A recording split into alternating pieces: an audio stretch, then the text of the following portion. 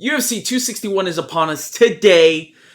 We got 3 title fights. It's going to be a great event. We got Jessica Andrade versus Valentina Shevchenko, which I honestly believe Valentina Shevchenko is going to take it. The only person I think that can beat Valentina Shevchenko is Amanda Nunes, and vice versa. They are the 2 most dominant women fighters in the UFC.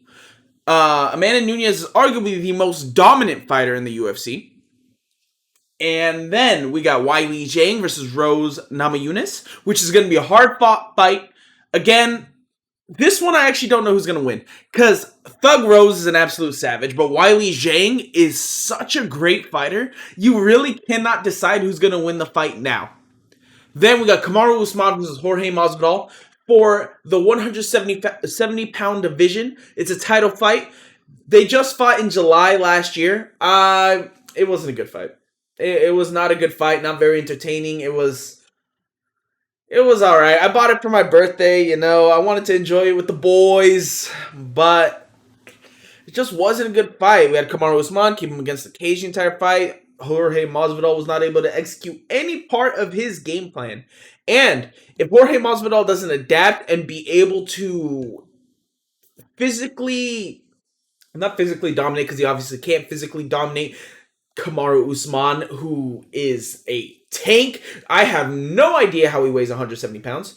I think Jorge Masvidal, it's essential for him to hit early and often, to stick his stand-up. Although Kamaru Usman has proven that he has a great stand-up game of his own, especially against Gilbert Burns, where he knocked him down with a jab. I mean, what can I say? I think it's going to go to Kamaru Usman again. The way it's going to end, I think it's going to go to the 4th, and I think it's going to be by TKO. Jorge Masvidal has to win the fight in the first 2 rounds in order to really win the fight, unless he somehow gets a lucky shot, which I don't see happening against someone as technically sound as Kamaru Usman, as dominant as Kamaru Usman. Kamaru Usman, I think, is going to try to execute that same game plan. He's going to try to take him to the ground, work him to the cage, try to exhaust Jorge Masvidal as much as possible. But I don't know. I'm gonna watch the fight. I mean, that is no question about it. I'm going to watch the fight. I just don't know how exciting the fight's gonna be. I love watching Kamaru Usman fight, especially his last fight against Gilbert Burns. It was very exciting. Colby Covington, dude, I have no idea how Colby Covington didn't get a fight. I take that back. I know how he did it because of all the things and outlandish statements he's made, but Colby Covington is the single fighter to push Kamaru Usman to his absolute limit. Took him into the 5th with a broken jaw.